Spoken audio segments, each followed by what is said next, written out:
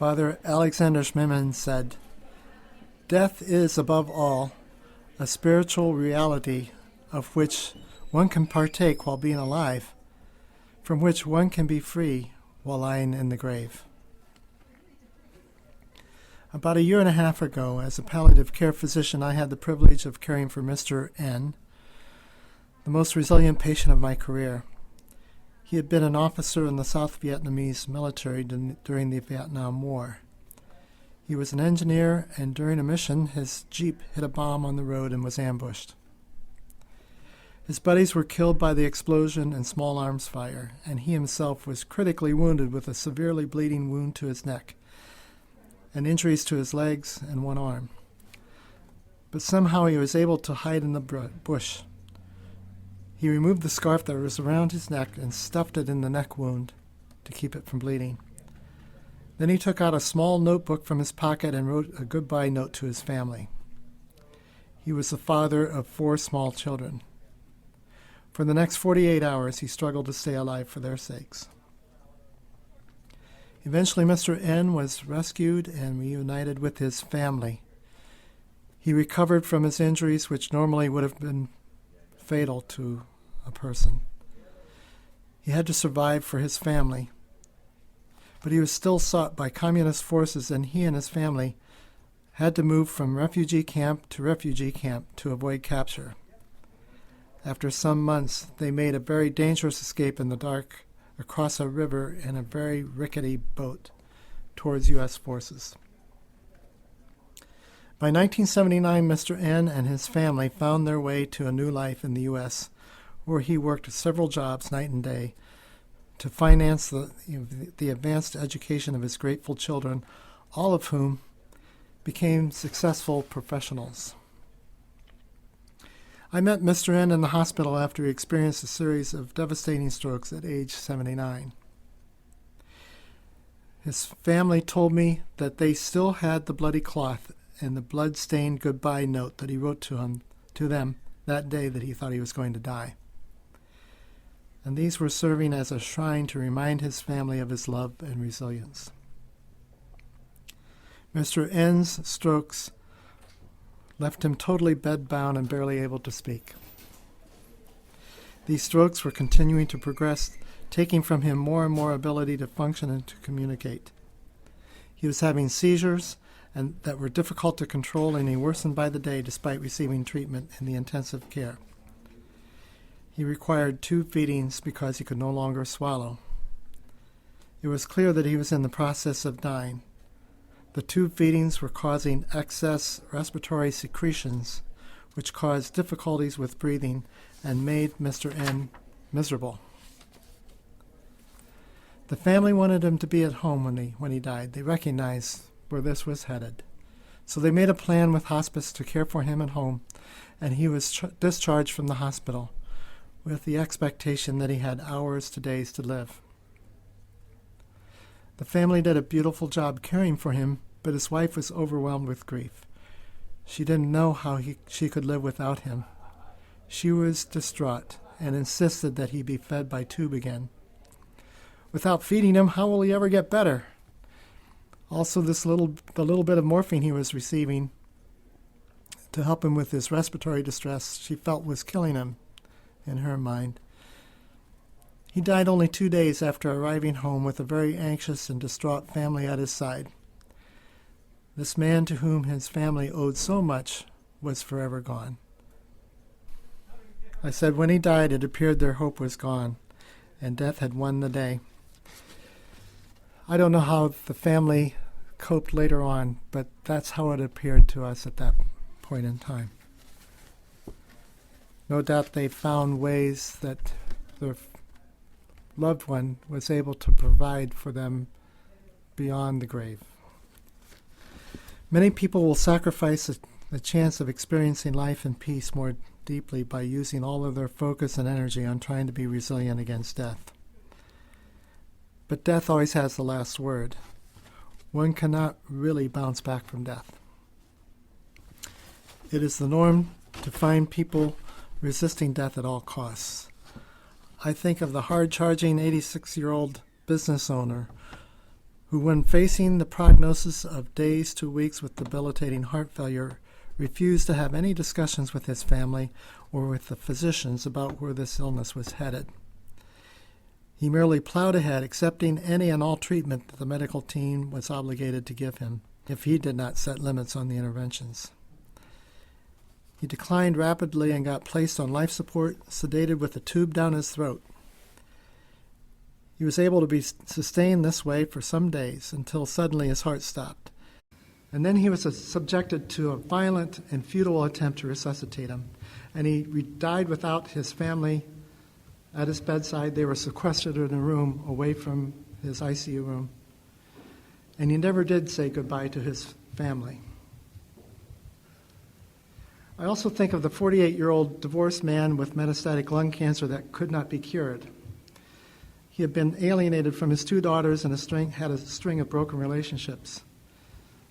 No one was by his side when he was going through his difficult journey. And he had much need for amends and reconciliation with his loved ones. Instead, he kept saying, "I'm going to beat this thing." So he kept receiving all the toxic radiation and chemotherapy in the oncology arsenal, despite the oncologist's explanation that his cancer can't be cured. The treatments had become more harmful than helpful. He continued until he could no longer speak, and he died in great pain, physically and emotionally. At his funeral, his family experienced a mixture of anger, regret, and grief.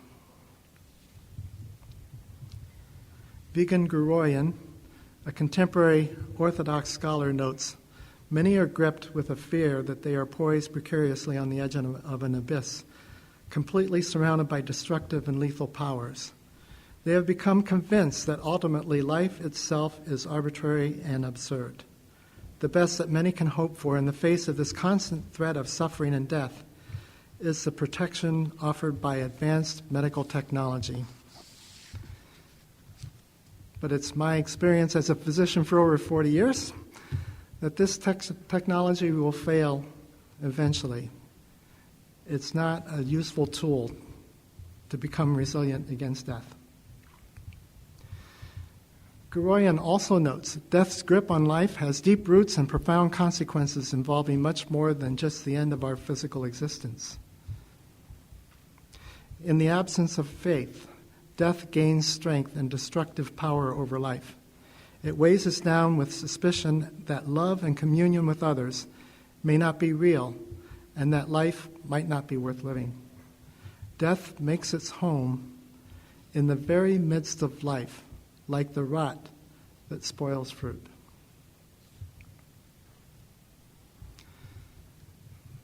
But resilience can be found even in death. When life asserts itself, even while a person is dying.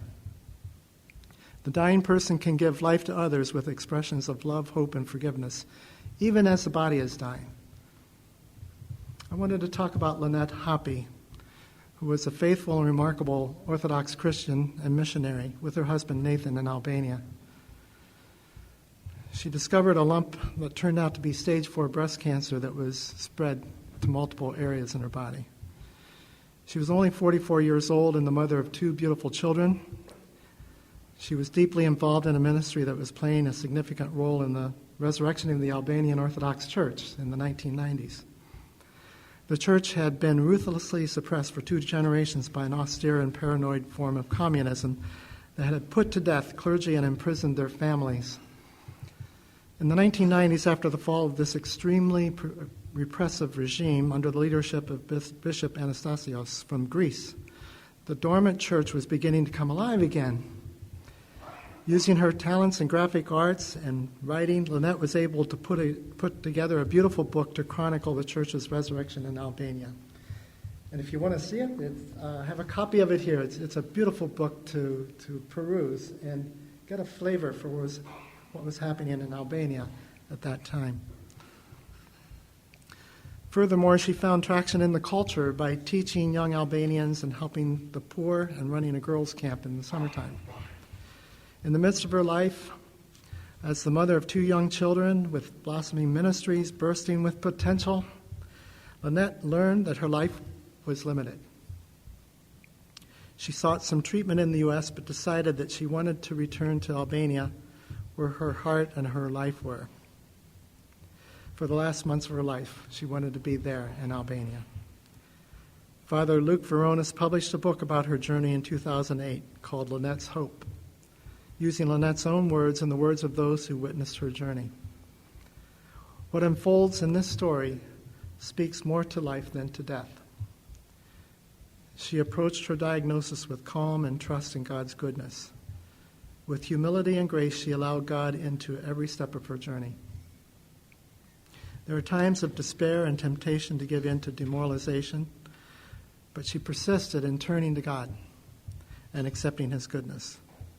There are also times when she attempted to struggle against the limits of her life with nutritional remedies and diets, but these proved not to be of great help. Through her journey, she found increased humility and trust. These allowed her life to blossom in her, even while she was dying. In her newsletter, she wrote that Jesus didn't heal everybody, but in order to receive the action or grace of God, we must first open ourselves to Him. To be healed does not mean to become whole only in order to go back to have the same kind of life that we lived before.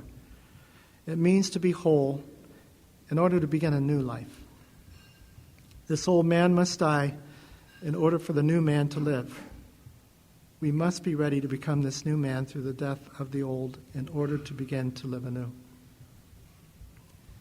In the end, despite pain and depression and despair, and despite the tragedy of the loss of a mother of young children, the loss of a wife to a loving husband, and the interruption of a very meaningful, fruitful ministry, Lynette's journey toward death exhibited life and gave life to those around her.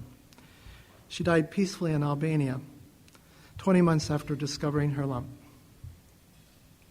The family and friends were surrounding her, singing hymns and praising God. Everyone who witnessed her death felt that they were in the presence of the holy. In the first half hour after she died, the lines of pain and distress had disappeared, and a beautiful smile lit up her face, radiating peace and joy. 11 days before she died, Lynette addressed her campers with a moving speech. She said, "In the end, I can say that I have never felt that God has given me something terrible. Even during those times of depression and anxiety, when I did feel like He was absolutely nowhere, I learned to cling to what I know is true. I learned not to trust my feeling at all. I have to trust what I know about God. He is good. He is love. He is always with us." Her husband Nathan, though his grief was intense, wrote as she declined towards death, "As Lynette's body fails, her spirit is soaring. Their love grew richer and richer through her illness, and her passing was one of the most beautiful things I will ever see." And one has to recall the words of St. Paul in 1 Corinthians, "O death, where is thy sting? O grave, where is thy victory?" Much too often, people come to the end of their lives with fear, regrets, anxiety, terror, and broken relationships, blame, and bitterness. These things are the currency of death, and with them, death makes its home in a life like the rot that spoils fruit. To the believers who come to the end of their lives in fear and anxiety, clinging to medical technology as if there were no other hope, leaving no room for life to flourish, we may rhetorically ask the question that St. Paul asks in Colossians: "If with Christ you died to the elemental spirits of the universe, why do you live as if you still belong to the world?" Thank God that He comes close to people at the end of their earthly life, and it is pure joy to witness that life infuses souls, even while the body is dying. Lord, help us to make space for this life, even as our bodies lose their earthly strength.